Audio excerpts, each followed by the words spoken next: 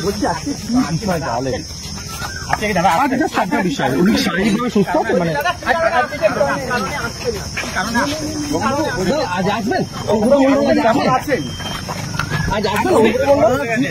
আমার খুব কাজ আছে আমাকে বলবে তুমি বললে একটু দাঁড়িয়ে যাও একটু দাঁড়িয়ে যাও তুমি কি বলবে না আপনি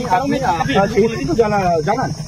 গতকালের থেকে বিষয়ে একটা মামলা হয়েছে এবং যে মামলা অনুব্রত মন্ডলকে অভিযুক্ত হিসেবে চিহ্নিত করে অসুস্থ অনুব্রত মন্ডল অসুস্থ তিনি আজ আসছেন না বেড রেস্টে আসছেন না আসবেন না আসবেন না তিনি আপনাকে সেটা পুলিশকে জানালেন আপনাকে সেটা পুলিশকে জানালেন আজ আসবেন না তিনি হ্যাঁ তিনি আজ আসবেন আর ফার্দার কোনো কথা বলবেন না একটা বিষয় সেটা লোকের সঙ্গে কথা বলতে আমি আসিনি আমি অন্য কাজে আমি বলছি আপনি তো এলেন আমি ইনফর্ম করলেন গেলাম অনুব্রত মন্ডল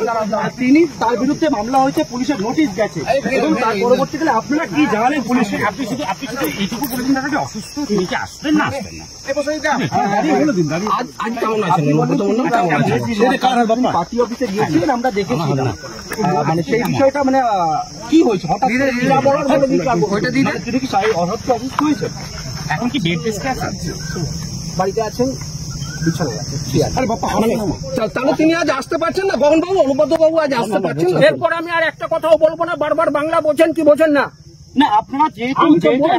মামলা সেই মামলার মামলা জানতে চাইছিলাম আপনার কোর্টের দ্বারস্থ হয়েছে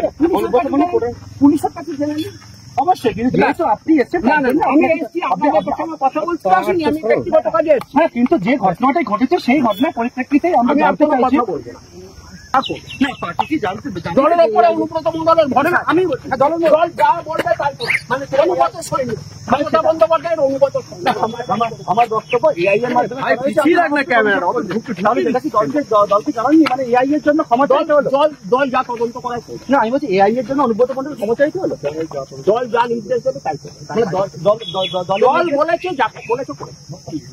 দল ক্ষমা চাইতে বলেছিল ক্ষমা চাইছে মানে সেটা এআই এর জন্য হলেও যা হোক যা দল বলবে তার বাইরে পড়বে অনুব্রত মন্ডল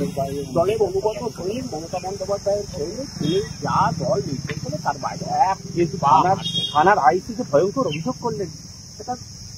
সরকার দেখবে পুলিশ প্রশাসন দেখবে মানে এই অভিযোগ হয়ে গেল কি মনে হচ্ছে এই রেকর্ডিংটা লিক হয়ে গেল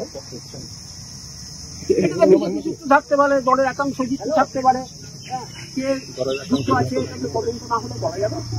আমার প্রশ্ন হচ্ছে আদালতের দ্বারা থেকে অনুব্রত মন্ডল হয়েছে না হবে না যখন দরকার হবে তখন নিশ্চয়ই হবে মানে এই যে এআই অডিও আপনি যেটা বললেন মানে এটা কি বিজেপি বলছেন বললাম তো দুবার